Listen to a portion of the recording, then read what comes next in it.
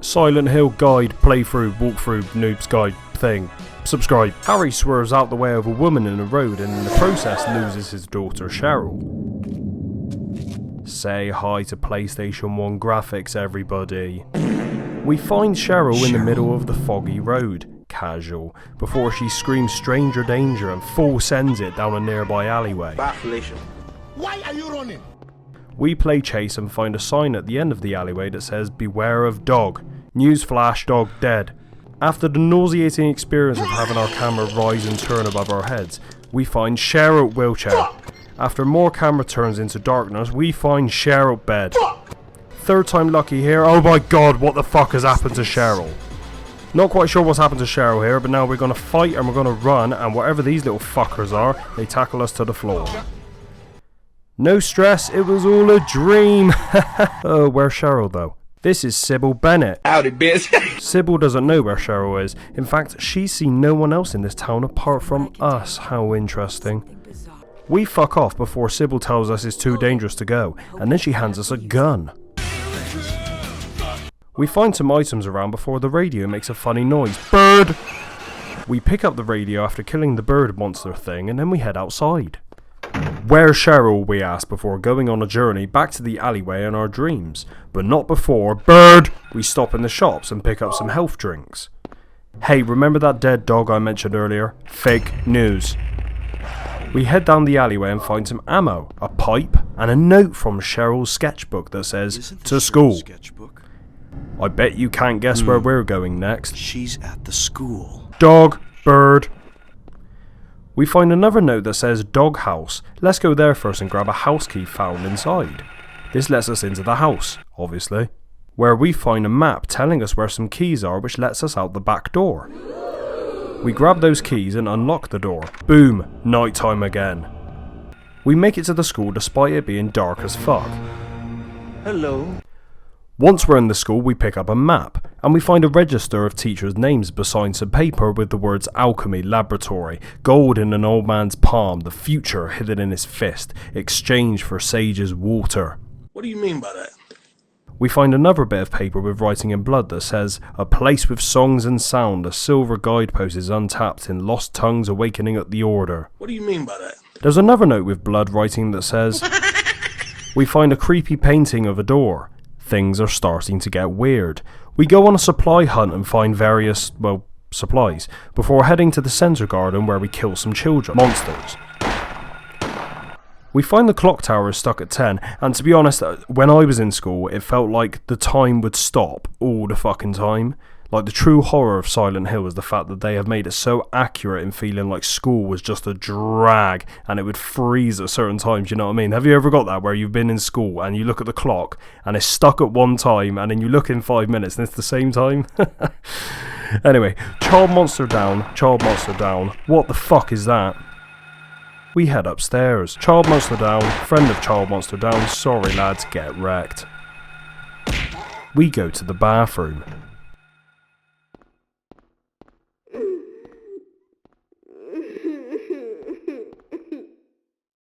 We leave the bathroom. Child monsters are still roaming the corridors. There's banging coming from a locker. Pussy. We find a piano, but let's come back to that later. Various monsters and classrooms later, we find an old man's hand. We pour some chemicals on it that we found from our supply hunt earlier. I don't know why we did that either. We find a gold medallion. Aw, yeah. We place this in the clock tower. Back at the piano we find blood over the keys, and playing these keys drops a silver medallion. Aw, yeah. Child monster. We put the silver medallion in the clock tower. And now we find some generators. Let's activate these bad boys. Activating these generators lets us traverse the clock tower. The clock tower takes us to a haunted, creepy, overworld version of the school. We find and pick up a rubber ball. We find a picture card. We also kill a lot of these monster shits. I don't think I'm going to count for all of them, but believe me, there's a lot of these children that we kill. We come across a door, the same door that we saw in a painting earlier. How interesting. We post the picture through the door, because why not? This lets us inside. Heading back and forth between the first two rooms that we see spawns in this creepy corpse, but also a shotgun. A phone rings nearby. Who could it be?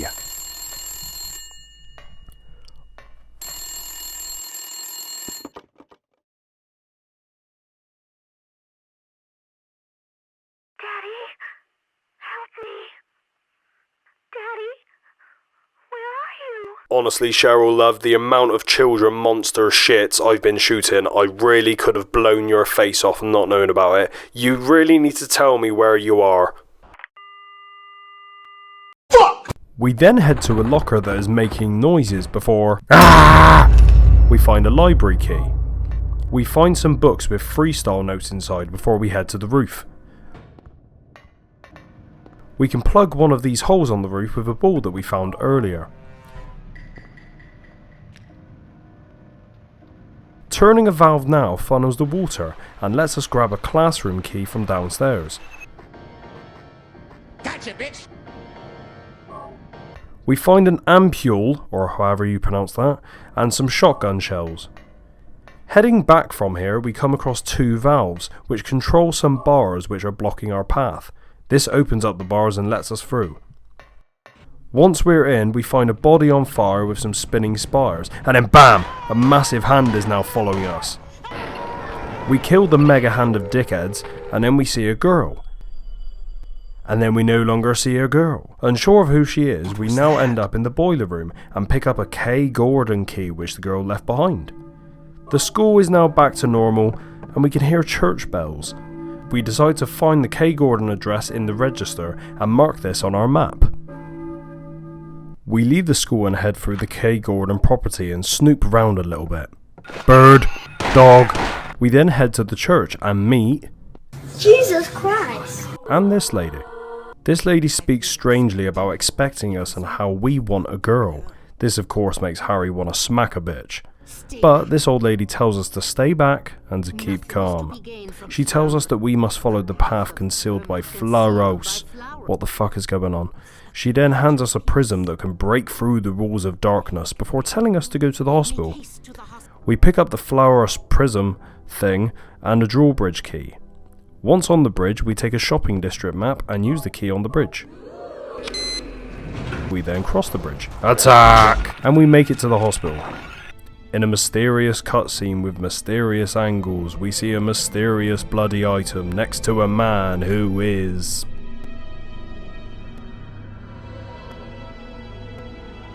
mysterious. He shoots but misses. Anyway, I started blasting. He then tells us that his name is Michael Kauffman.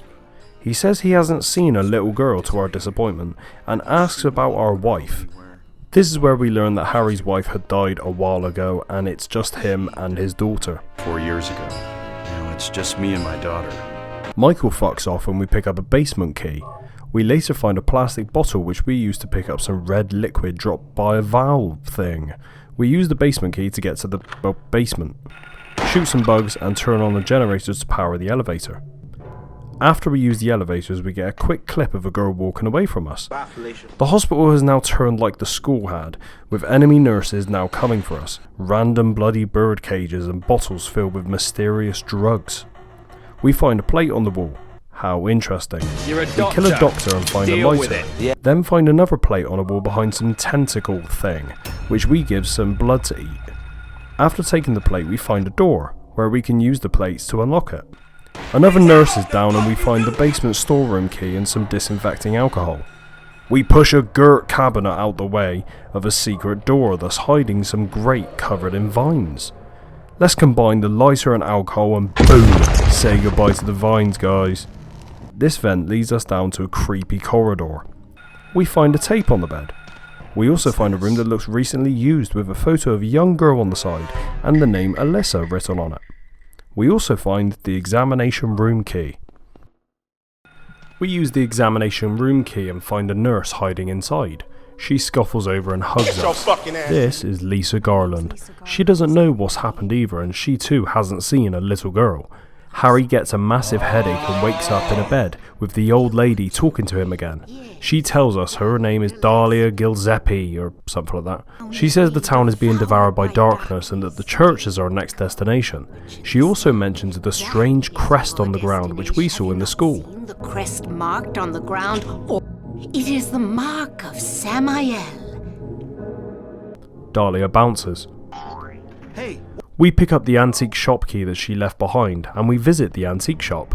In the shop we push a cabinet out of the way of the hole on the wall before hearing a disturbance from Cybil.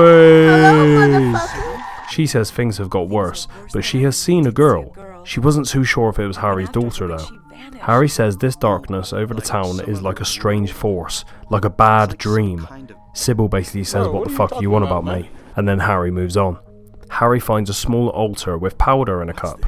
He takes an axe from a nearby wall and after walking around for a moment the altar lights up. We then see Cybil's perspective when she climbs through the hole and sees that Harry has disappeared. What? We then wake back up in front of Lisa, who tells us she knows of this Gillespie lady. She says her daughter died and she's been crazy ever since. Lisa also tells us that the town has strange ancient religion where they use things like black magic, almost like a cult. Harry then wakes back up and recalls Cybil telling him that she saw Cheryl, or some girl, heading towards the lake. Feeling lost of where this is and where to go next, Harry says he must now visit Lisa again in this version of the town. We then decide to go spend some cash at the shopping centre and see a clip of Cheryl on the TV, saying what she said to us on the phone.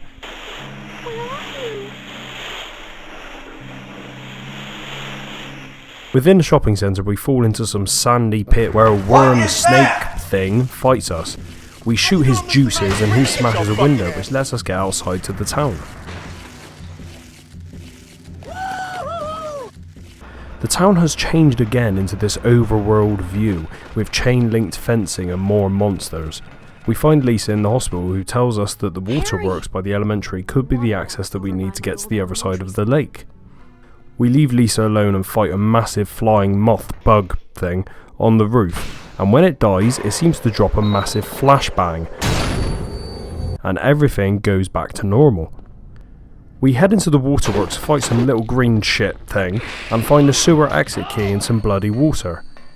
This causes more green shits to ambush us, fuck that. We then climb to surface level and find a resort area map. Nice. We then head to Annie's bar where we find Michael being attacked. We kill the creature, he kicks the creature. Why is he suddenly so small? Michael tells us a military rescue should be here soon, and when we ask if he knows the girl Alessa, he bluntly says no. What a knob. We then find on the floor some of his things, including a key and a receipt. We then head to the Indian runner store and find a safe key and a note from someone that says they don't want to be involved with them anymore and that they want to leave town but are afraid of what they will do. We then open a safe to find a load of drugs. And we then head to Norman's motel where we find a magnet on the coffee table. We also find some newspaper clippings all to do with drugs. In another motel room we push a filing cabinet aside and find some keys in the floorboards. We use the magnet to pick up some motorcycle keys. Using the key on the motorcycle in the garage reveals to us a glass vial wrapped in a plastic bag, like the one we spotted in the hospital. Suddenly, Kauffman comes in and tells us to mind our own business and to stop snooping round. We then speculate that he is in the drug business, and it's probably best we stay clear of him. The town changes back to the overworld as we head to the docks and find Cybil on a boat. Hello. We tell her that we know this town is being invaded by someone's mental delusions. Nightmarish delusions come to life. Cybil is still confused. I don't get it. The only conclusion Harry can make is that Cheryl is with whoever is controlling the darkness. The demon is awakening, spreading those wings. Because that's how I like to start conversations with people too. She tells us that the seal is almost complete and when it's done, there is no turning back for the town. She tells us to stop the demon that is taking the child's form before our daughter becomes a sacrifice. The demon taking that child's form. Before it's too late, we must go to the lighthouse on the lake and to the centre of the amusement park. Cybil is still confused, but she's on board with us. I really don't get what's going on. Nice. I'm in. What a legend.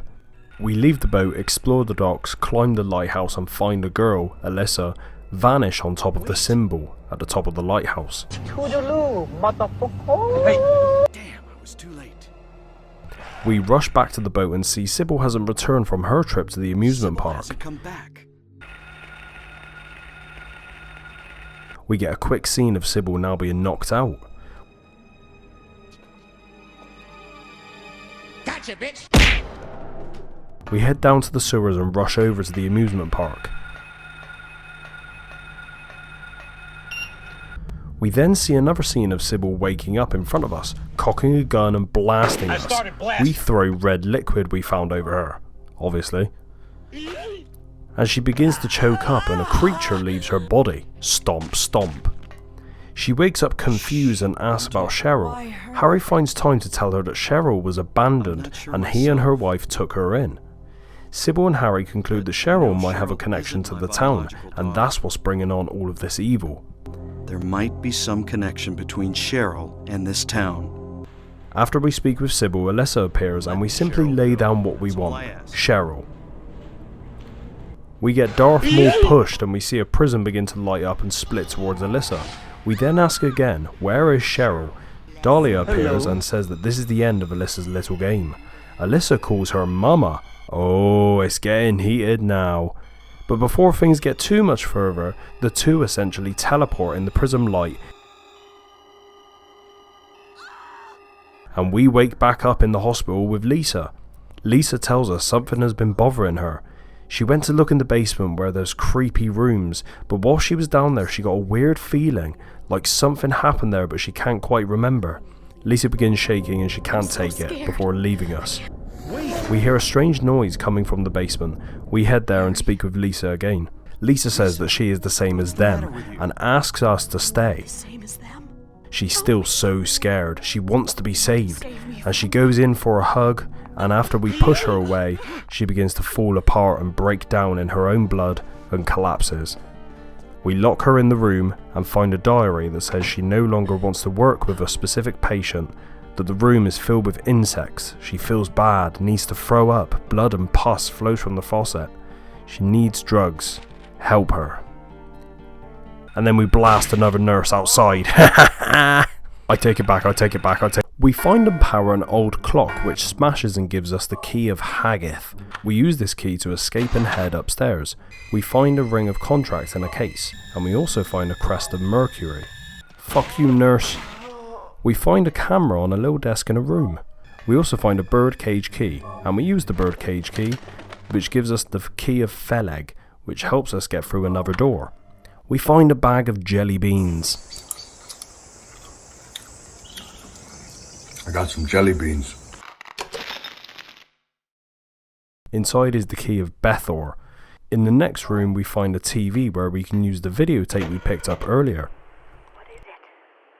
Still has an unusually high fever. Eyes don't open. Getting a pulse, but just barely breathing. Her skin is all charred. Even when I change the bandages, the blood and pus just start oozing through. Why? What is keeping that child alive? I can't stand it any longer. I won't tell a soul. Promise. So please. Pretty horrific stuff. We use the ring of contract on a fridge or whatever this box is, which fixes a chain and gives us the dagger of Melchior. Are you even keeping up with my inventory so far? We hear a noise from this fridge, head to a nearby room and have a vision, or see a ghost of a child crying, which then disappears. This room is covered in writing, but what stands out is the cross in the corner, which we then pick up. We find what looks to be a child's room and access the door at the back using the crest of Mercury we picked up, along with the cross, dagger of Melchior and amulet of Solomon. We then go back to the generator and turn it off, which lets us pick up the key of Aratron. Now when we access the room that looked a bit used earlier on in the game, we see Dahlia, Kauffman and some doctors watching over Alessa in bed. Kauffman argues over a promise which Dahlia insists she will keep. Another person mentions that the powers will be weak unless they can get the other half of the soul. Half the soul is lost. That is why the seed lies dormant. and what soul remains captured in that husk is buried deep down in the subconscious. Are you trying to say it won't work? That wasn't our agreement. No, these are just stalling tactics. If we lend a hand, we will be able to get power. Never fear, the promise shall not be broken. We then pick up the disc of Ouroboros next to the bedside and use it along with the other items on the child's bedroom door that we saw earlier. Now we see Alessa kicking off to her mum, Dahlia, about using her power. No, I don't want to. Herein lies the mother's womb, containing the power to create life. Weirdo. We head downstairs and we find Cybil holding Dahlia at gunpoint. We overhear Dahlia saying our little girl has to go. Cybil shoots but simply gets wrecked. Then we turn up. Hello. Dahlia tells us that Alessa has been in a constant nightmare all of her life, and that he has been nurtured by her nightmare and has waited to be born for today. The time is nigh, she says. Dahlia basically seems to go on a speech about the day of reckoning is here because her daughter will be birthing a god and an almighty light appears, and when she speaks of his powers and we feel the... Kauffman takes no shit and shoots Dahlia and tells them to return things to how they were before. He says that nobody uses him. Go on, Kauffman! Dahlia says that we don't need him. He then whips out something, oh yeah, that triggers her. It's a red bottle containing that good shit. He fucking yeets it at Alessa and Dahlia starts laughing hysterically. Fair play for laughing considering she's got a bullet inside of her. And then we see some demons spawn out of Alessa and fly above us and set Dahlia on fire. Okay, so we now absolutely body the flying cunt and then that transforms back into Alessa. Daddy.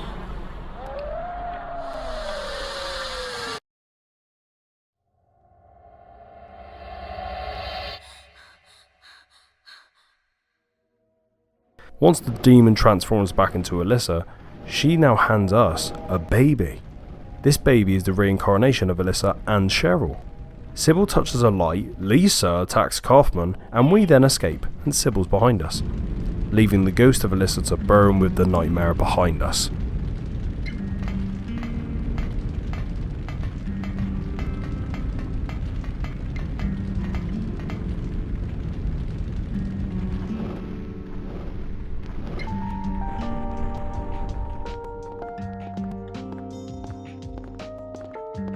So I'm going to freestyle this outro. I mainly just want to say thank you for watching if you have made it this far. If you have enjoyed this video, please remember to leave a like and give me your thoughts in the comments. And if you don't want to miss the next Silent Hill walkthrough video, whatever this is, remember to subscribe so you don't miss out on my next upload. If you do like these kinds of videos but can't wait for a full-length release, I suggest you follow my TikTok page where I post regularly to our community of Silent Hill fans. For now, thank you very much for watching, please subscribe and I'll see you guys in the next upload.